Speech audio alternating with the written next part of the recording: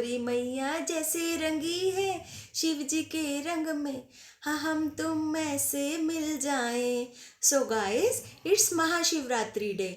और दोस्तों, आज हम जानेंगे कि शिवरात्रि क्यों मनाई जाती है, इसके पीछे की कथा क्या है। चलिए दोस्तों, कथा शुरू करते हैं। दोस्तों, क्या आपको पता है कि शिवरात्रि क्यों मनाई जाती है? यह तो हम सब जानते हैं कि इस दिन शिव पार्वती का विवाह हुआ था, इसलिए शिवरात्रि मनाई जाती है। लेकिन इसके लिए कई अन्य कथाएं भी प्रचलित हैं। इसे जानने के लिए हमें समय के चक्र को पीछे घुमाकर उस पौराणिक दौर में जाना होगा, जब सृष्टि के रचयिता ब्रह्मा जी और पालनकर्ता विष्णु जी के बीच एक भीषण युद्ध छिड़ गया। शिव पुराण के 7वें और 8वें अध्याय के अनुसार एक बार ब्रह्मा जी और भगवान विष्णु के बीच एक बात को लेकर बहस छिड़ गई कि दोनों में श्रेष्ठ कौन है। विवाद इतना गहरा हो गया कि सुलझने का नाम ही नहीं ले रहा था। देखते ही देखते यह बहस एक विकराल युद्ध में बदल गई और तीनों लोग उस क्रोध की अग्नि में धू धू कर जलने लगे। दो देव इस बात पर अड़े थे कि ब्रह्मांड में सबसे महान और शक्तिशाली कौन है, सृष्टि की रचना करने वाले ब्रह्मा जी या सृष्टि का पालन करने वाले विष्णु जी। इस भीषण विवाद को शांत करने के लिए दोनों ने महादेव की स्तुति की। तभी अचानक शून्य से एक दिव्य प्रकाश स्तंभ प्रकट हुआ, जिसका ना कोई आदि था और ना ही कोई अंत। यह अनंत ज्योतिर्लिंग इतना तेजस्वी था कि इसने पूरे ब्रह्मांड को अपनी रोशनी से भर दिया। उसी क्षण महादेव की आकाशवाणी गूंजी, जो भी इस प्रकाश स्तंभ के छोर तक पहुंच जाएगा वही सबसे महान कहलाएगा। चुनौती स्वीकार कर भगवान विष्णु ने वराह रूप धारण किया और स्तंभ की जड़ खोजने पाताल की ओर बढ़ गए। वही ब्रह्मा जी हंस का रूप लेकर शिखर की तलाश में आकाश की ऊंचाइयों में उड़ चले। हजारों वर्षों की निरंतर यात्रा के बाद भी विष्णु जी को उस स्तंभ का कोई अंत नहीं मिला। वे सत्य को समझ गए कि यह प्रकाश स्वयं महादेव का अनंत स्वरूप है। उन्होंने अपनी हार स्वीकार की और पूरी विनम्रता के साथ शिव को नमन किया। लेकिन दूसरी ओर ब्रह्मा जी अहंकार के वश में थे। उन्होंने एक चाल चली और केतकी के फूल को साक्षी बनाकर यह झूठ कह दिया कि उन्होंने स्तंभ पर शिखर देख लिया है। ब्रह्मा जी के इस छल को देख महादेव स्वयं प्रकट हुए और अत्यंत क्रोधित होकर बोले, ब्रह्मा, तुमने अहंकार में आकर असत्य का सहारा लिया है, इसलिए इस संसार में तुम्हारी कभी पूजा नहीं होगी। लेकिन महादेव केवल ब्रह्मा जी पर ही क्रोधित नहीं हुए थे, उन्होंने उस केतकी के फूल को भी हमेशा के लिए अपनी पूजा से वर्जित कर दिया, जिसने ब्रह्मा के असत्य में उनका साथ दिया था। पर क्या आप जानते हैं, महादेव की पूजा में केवल केतकी ही नहीं बल्कि एक और पवित्र चीज वर्जित है, वह है शंख। जहां भगवान विष्णु की पूजा बिना शंख के अधूरी है, वहीं महादेव की पूजा में इसे बजाना वर्जित माना जाता है। इसके पीछे की पौराणिक कथा के अनुसार महादेव ने शंखचूड़ नाम के एक अत्याचारी असुर का वध किया था और शंख को उसी असुर का प्रतीक माना जाता है। यही कारण है कि शिव जी के अभिषेक में कभी भी शंख का प्रयोग नहीं किया जाता। भगवान विष्णु की सत्य निष्ठा और भक्ति से प्रसन्न होकर शिव ने उन्हें आशीर्वाद दिया और कहा, तुम ही सृष्टि के पालनहार बने रहोगे। इसके बाद भगवान शिव ने घोषणा की कि मैं अनादि, अनंत और अविनाशी हूँ। उन्होंने अपने उस अनंत ज्योतिर्लिंग का एक अंश पृथ्वी पर स्थापित किया, जो आज काशी विश्वनाथ ज्योतिर्लिंग के नाम से माना जाता है। यह वह पावन स्थल है जो सृष्टि के प्रारंभ से लेकर अंत तक अविनाशी रहेगा। पुराणों के अनुसार यह घटना फागुन मास के कृष्ण पक्ष की चतुर्दशी को हुई थी। इसी कारण से महाशिवरात्रि को भगवान शिव के निराकार के साकार रूप में प्रकट होने के उत्सव के रूप में मनाया जाता है। दोस्तों, अगर आपको भोलेनाथ पर सच्चा भरोसा है तो कमेंट में हर हर महादेव जरूर लिखेगा और वीडियो को लाइक कर दीजिएगा। चलिए अब आगे बढ़ते हैं। जिस महादेव ने अपनी अनंत शक्ति दिखाई, जिन्होंने ब्रह्मांड को अपने प्रकाश से भरा, वही महादेव कितने दयालु और त्यागी है, यह देखने के लिए हमें जाना होगा समुद्र मंथन की उस रात में, जब पूरी सृष्टि विनाश के कगार पर थी और महादेव ने एक ऐसा काम किया जो आज तक कोई नहीं भूला। बहुत समय पहले देवता और असुर अमृत पाने के लिए क्षीर सागर का मंथन करने का निर्णय करने लगे। विशाल मंदराचल पर्वत को मथनी बनाया गया और महाशक्तिशाली वासुकी नाग को रस्सी की तरह लपेटा गया। एक तरफ देवता उसे खींच रहे थे, दूसरी तरफ असुर पूरी ताकत से खींच रहे थे। समुद्र में भयंकर उथल पुथल मच गई। लहरें इतनी ऊंची उठ गई कि आकाश को छूने लगी। पूरे ब्रह्मांड इस महान मंथन को देख रहा था। मंथन चलता रहा, सबकी निगाहें समुद्र पर टिकी थी। अमृत कब निकलेगा, लेकिन अमृत से पहले कुछ और निकला। यह था एक भयानक काला धुआं, उगलता हुआ द्रव्य, हलाहल विष, कालकूट, इतना घातक, इतना भीषण कि उसकी एक बूंद पूरी सृष्टि को नष्ट कर सकती थी। विष की लपटें चारों ओर फैलने लगी, 200 दिशाएं जलने लगी, हवा में जहर घुलने लगा, सांस लेना मुश्किल हो गया। देवता और असुर जो अभी अभी अमृत के लिए लड़ रहे थे, अब अपनी जान बचाने के लिए भागने लगे। सृष्टि का दम घुटने लगा, पेड़ पौधे मुरझा गए, नदियां सूखने लगी, पक्षी आकाश से गिरने लगे, जीव जंतु तड़पने लगे। पूरी सृष्टि विनाश के कगार पर थी। जब कोई उपाय नहीं बचा तो सभी देवता और असुर एक साथ कैलाश पर्वत की ओर दौड़े। भगवान शिव अपनी समाधि में शांत बैठे थे। उन्हें इस उथल पुथल का कोई भी भान नहीं था।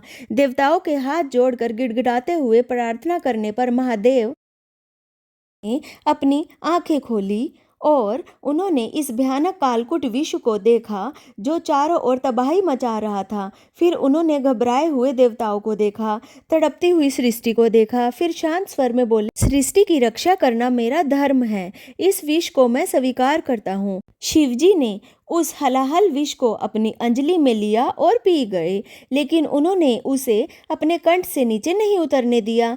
वह विष उनके गले में ही रुक गया और देखते ही देखते उनका कंठ नीला पड़ गया। उसी पल संसार को बचाने वाले महादेव नीलकंठ कहलाए। विष इतना तीव्र था, शिव का शरीर आग की तरह तपने लगा। उन्हें इस जल से राहत दिलाने और शीतलता प्रदान करने के लिए सभी देवताओं ने उन पर पवित्र नदियों का शीतल जल और दूध चढ़ाना शुरू किया। यहीं से शिवलिंग पर जल और दूध चढ़ाने की परंपरा शुरू हुई। लेकिन विष की गर्मी इतनी प्रचंड थी कि सिर्फ जल से काम नहीं चला था। देवताओं और ऋषियों ने प्रकृति की शरण ली। उन्होंने आयुर्वेद का ज्ञान खंगाला। उन्हें पता चला कि भांग, जिसे विजया भी कहते हैं, एक शक्तिशाली शीतल औषधि है। यह शरीर के भीतर तापमान को कम करती है और नसों को शांत करती है और दर्द को दूर करती है। देवताओं ने शिव को भांग और धतूरा अर्पित किया। यह दोनों औषधियां विष की गर्मी और प्रभाव को कम करने में मदद करने लगी, पर खतरा अभी टला नहीं था। विष इतना शक्तिशाली था कि अगर शिव बेहोश हो गए या सो गए तो उनका नियंत्रण छूट सकता था। इसलिए देवताओं ने एक और उपाय किया। उन्होंने पूरी रात जागकर शिव की स्तुति करने का संकल्प लिया। पूरी रात देवता, ऋषि, मुनि, गंधर्व सब जागते रहे, भजन गाए, मंत्र जपे, डमरू बजाया, नृत्य किया, शिव की महिमा का गुणगान करते रहे। शिव को जगाए रखने के लिए, उनकी रक्षा के लिए, सृष्टि को बचाने के लिए सबने मिलकर रात भर जागरण किया। यही पावन रात महाशिवरात्रि बनी। आज भी हर साल भक्त इस महान बलिदान को याद करते हैं और रात भर जागते हैं। शिवलिंग पर जल चढ़ाते हैं ताकि महादेव का नीलाकंठ शीतल रहे। भांग, धतूरा, बेलपत्र अर्पित करते हैं और मंत्र जपते हैं। महादेव ने विष पान करके सृष्टि को तो बचा लिया, पर शक्ति के बिना शिव तो बस शव यात्रा थे। और इसी संतुलन को जानने के लिए आइए जानते हैं कि एक ऐसी प्रेम कहानी जो युगों युगों तक याद रही। एक बार राजा दक्ष ने भगवान शिव का अपमान किया तो माता सती यह सहन नहीं कर पाई और उन्होंने यज्ञ की अग्नि में कूदकर अपने प्राण त्याग दिए। सती के अग्नि में समा जाने के बाद शिव का हृदय चूर चूर हो गया, पर उनकी आंखों में आंसू नहीं थे, बस एक गहरा अथाह वैराग्य था। वे कैलाश की सबसे ऊंची चोटी पर चले गए और समाधि में लीन हो गए। इतनी गहरी समाधि की लगा जैसे शिव अब इस संसार में रहे ही नहीं। ना हलचल, ना कोई प्रतिक्रिया। वे बर्फ की तरह जम गए, पत्थर की तरह स्थिर हो गए। शक्ति के बिना शिव तो बस शव मात्र थे और इसका असर पूरी सृष्टि पर पड़ने लगा।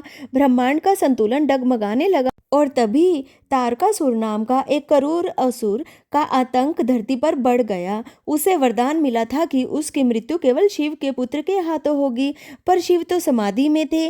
ना विवाह की संभावना, न संतान की। देवता घबरा गए। शिव को जगाना अब जरूरी हो गया और राजा हिमवान के घर देवी सती ने पार्वती के रूप में फिर से जन्म लिया। जब वे बड़ी हुई तो नारद मुनि ने उन्हें बताया कि उनका जन्म का उद्देश्य शिव को पाना है।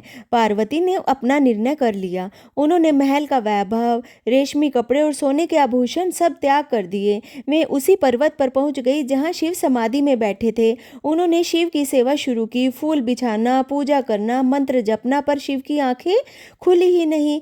जब पार्वती ने वह रास्ता चुना तो शायद किसी ने पहले नहीं चुना था। घोर तपस्या, हजारों वर्षों तक उन्होंने केवल फूल फल खाए, फिर सैकड़ों वर्षों तक बस सूखे पत्ते चबाए।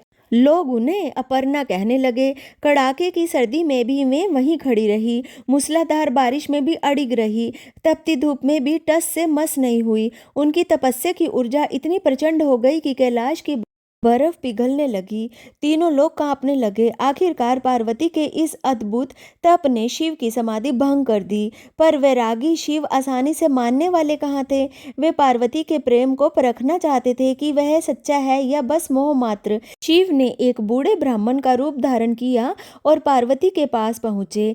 कमजोर आवाज में बोले, हे देवी, तुम इतनी कोमल सुंदर हो, राजा की बेटी हो, तुम उस अवघड़, उस शमशान में रहने वाले, गले में लपेटने वाले, राख मलने वाले शिव के लिए क्यों यह कठोर तप कर रही हो। उसके पास ना घर है, ना ठिकाना, ना धन दौलत। लोग उसे अमंगल मानते हैं। यह सुनते ही पार्वती के नेत्र लाल हो गए। उनकी आंखों में आंसू थे। तब माता पार्वती बोली, हे मूर्ख ब्राह्मण, तुम्हें शर्म आनी चाहिए। तुम केवल बाहरी आवरण देखते हो। जो पूरे जगत का स्वामी है उसे धन की क्या जरूरत। जो स्वयं मंगल का स्रोत है, जिससे सारी सृष्टि मंगलमय है, उसका वेश भला अमंगल कैसे हो सकता है। मैं तो शिव के अलावा किसी और की हो ही नहीं सकती। यह मेरा अटल निश्चय है। पार्वती की यह अड़िग प्रेम, यह दृढ़ निष्ठा देखकर शिव प्रसन्न हो गए। वे तुरंत अपने असली रूप में प्रकट हुए। मुस्कुराते हुए बोले, हे पार्वती, आज से तुम्हारी तपस्या ने मुझे जीत लिया है। मैं तुम्हारा हूँ। विवाह का दिन तय हुआ। राजा हिमवान ने अपनी लाडली बेटी के लिए भव्य तैयारी की थी, पर दूल्हा तो कोई साधारण राजकुमार नहीं। शिव की बारात निकली। आगे आगे देवता चल रहे थे, बीच में ऋषि मुनि, पर असली मजा तो पीछे था। शिव के गण, भूत प्रेत, पिशाच, डाकिनी, शाकिनी, बेताल सब नाचते गाते ढोल बजाते चले जा रहे थे। और बीच में थे स्वयं शिव, नंदी पर सवार, शरीर पर ताजी भस्म, गले में बांसुरी नाग, हाथ में डमरू और त्रिशूल, चेहरे पर तीसरा नेत्र और जटाओं में तो गंगा लहरा रही थी। जब यह अद्भुत बारात हिमालय के राजमहल के दरवाजे पर पहुंची तो नगर में अफरा तफरी मच गई। लोग तो डरकर इधर उधर भागने लगे। और पार्वती की माता रानी मैना ने जब शिव का यह भयानक रूप देखा तो वे बेहोश हो गई। होश आने पर वे चिल्लाई, नहीं, मैं अपनी नाजुक बेटी का हाथ इस भयानक घोरी को नहीं दूंगी। देवताओं ने घबराकर शिव जी से विनती की कि वे कोई सुंदर रूप धारण करे। माता पार्वती ने भी प्रेम से अनुरोध किया कि वे अपनी सास के भय को दूर करे। और तब शिव ने एक चमत्कार किया। पल भर में वह डरावना ओघ रूप में बदल गया और अब सामने खड़े थे चंद्रशेखर, संसार के सबसे सुंदर पुरुष। भस्म की जगह चंदन का लेप, सांपों की जगह रतनजीत हार और कुंडल बाग की खाल की जगह रेशमी पीताम्बर, मुकुट पर चंद्रमा शोभायमान। उनकी सुंदरता ऐसी थी कि करोड़ों कामदेव फीके पड़ जाएं। और रानी मैना सहित पूरा नगर मंत्रमुग्ध होकर उन्हें देखता रह गया। वैदिक मंत्रों की गूंज के बीच अग्नि के सामने शिव और पार्वती का विवाह संपन्न हुआ। दो आत्माएं एक हुई। शक्ति और शिव का मिलन हुआ। सृष्टि का संतुलन फिर से स्थापित हुआ। वह दिन था फागुन मास के कृष्ण पक्ष की त्रयोदशी की रात और चतुर्दशी का दिन, और वही दिन कहलाया महाशिवरात्रि।